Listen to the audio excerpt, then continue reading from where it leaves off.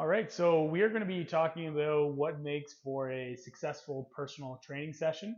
So in this first video, Emily's going to be talking us through how to set up and really considering what we need to do before they arrive for the session. So first things first then, we're going to talk about getting the screen set up. So we've done this in a couple of these videos now. Obviously, you'll always should check them in when they arrive for the session. So I've got Amy's here at 4 o'clock. If he arrives, I can just check him in, just kind of the usual business there. Then for loading up your client's program, you'll enter into TrueCoach. So it's the same as you would do for like semi-private training. If you're going to be using the screen, you can enter into TrueCoach. All of the members or all of the clients for personal and semi-private training have the little tags on the side. So let's say I'm looking for a list of my clients. I can put in my name and that'll shortlist all of mine. Or if you're looking specifically for someone like Josh, for example, you can just jump right into Josh's program like that. So we're going to use Josh's as an example here. So this is all happening before Josh shows up for his session. I'll expand it so it's on the page like this, and then I'm going to drag this over to the nice big screen. And now Josh's program for the day is loaded up. Now while you're here, you can of course like zoom in to make it a little bit bigger if you want to.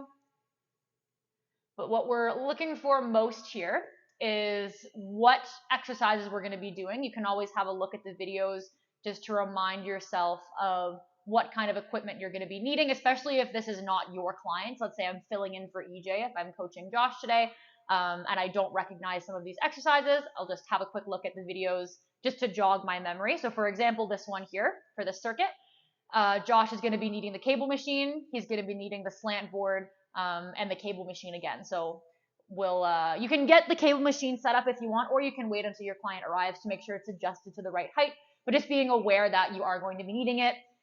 For this slant board exercise, I can go ahead and grab, it's over here, grab the slant board, just pull it out so that it's ready to go. So that would be kind of setting up for his first circuit. You can have a look at a second circuit too while you're here just to get an idea of what might be coming up later. So we've got some walking lunges, some push-ups with the mini bands, so just remembering where the mini bands are that we'll have to go over there. Dead bugs. Dead bugs are done on the floor, so I can grab a yoga mat and I can set out a yoga mat for the dead bugs. And then the rower. So regardless if there's like biking or rowing or skiing, some kind of machine in the workout, I'm always going to pull over a machine anyway because I like to use those in warm up. So setting up for warm up, very much like your semi-private session, you can grab one of the cardio machines. I recommend laying out a yoga mat for that as well. Whether or not you're actually following kind of the list of exercises, you're welcome to, of course, and you can grab anything you might need for this. Or if you have kind of an idea in your head about what kind of exercises you'd like to put them through in their warm up, you can go and grab the stuff. So since we're using a rower with Josh today, I go and grab a rower and bring it over. Maybe I want him to warm up on the bike as well. I can go grab a bike too, whatever works. But the key difference between personal training and semi-private training is for personal training, you're going to want to stage as much as you can possibly before they get here. The semi-private training, because the emphasis is a little bit less one-on-one, we stage the warm-up and then people disperse and do their own thing, again, kind of encouraging the autonomy, finding their own equipment. But the personal training, they're paying a little bit more money, so we're giving them that nice like personal assistant almost feeling where we're grabbing their weights from them, we're pulling out any of the gear they need, we're locating the things before they get here, that kind of thing, setting up their bike seat height, all that good stuff. So yeah, that's pretty much it as far as staging the room goes. Another thing to talk about quickly is what to do if the PT corner over here is in use. So pretty often we'll have more than one personal training session happening at once. Maybe there's a semi-private happening at the same time. Maybe there's even class happening at the same time. Usually the personal training clients will get priority over in the corner, but sometimes it's taken. So if that's the case, you're more than welcome, if it's available, you're more than welcome to pull their program up on the screen and kind of run their session kind of like in this area, like kind of front of the class, obviously if there's no class running. So you're welcome to use that. Or if maybe both these spots are taken, or maybe you think you're going to need to use like a rack or the wall of some kind, I like to use a whiteboard. I'll just pull the program up and then jot down the exercises that they're going to be doing, and then kind of bring that with me, and we go and run the session elsewhere in the gym. We also have some iPads. Well, they're not actually iPads, but little tablets that you can use.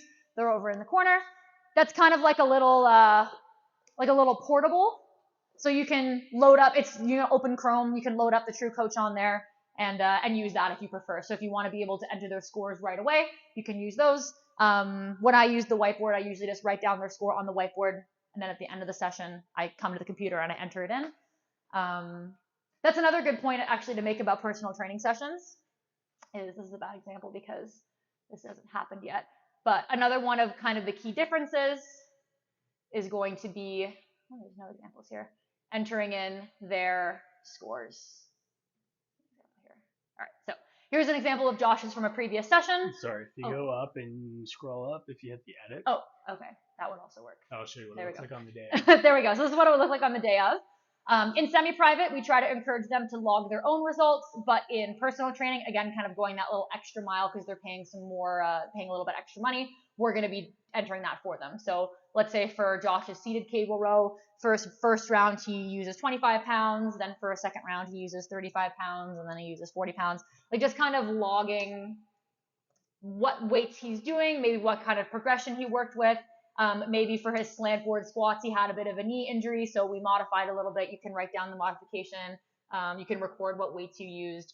And that helps the programmer kind of reflect back on the week and see what he worked with and can kind of program a little bit more effectively from there. So their problem is not to record their scores on this. This is all kind of the coach's job to do all that stuff. On top of that, it's also a really good opportunity to work on progressive overload. Mm-hmm. Especially if you're programming for a client where in the next week of the program, they're doing the same exercises. You can reflect back to the previous week and really see if you can push the weights a little bit higher, a little bit more intensity than you did the week prior. So it's a great way to just ensure that they're continuing to add intensity each and every week of their program. And then the last thing just to chat about in the pre-session kind of context is the pre-session chat. So I think we've talked a little bit about this in the on-ramp videos and in the semi-private videos. And that's just spending the first 5 minutes or so, or even if they get there early, just chatting and kind of catching up. How did their weekend go? How's their body feeling? Maybe I have a client that sometimes doesn't sleep very well at night, so I might ask kind of how she slept last night, how her body's feeling today, or just giving them some space just to chat and to talk about themselves a little bit, catching up, circling back to previous conversations, that kind of thing. Just warming up the room a little bit. You can begin warm up as you chat if you want to, or you can just dedicate the time specifically to, just face them and chat and kind of get to know them for the day, especially if it's a newer client. But you'll want to do that with all of your clients. So that's something that we want to kind of highlight for every kind of session here, and personal training sessions included. So just a little bit of dedicated time in the beginning to catching up and chatting a little bit.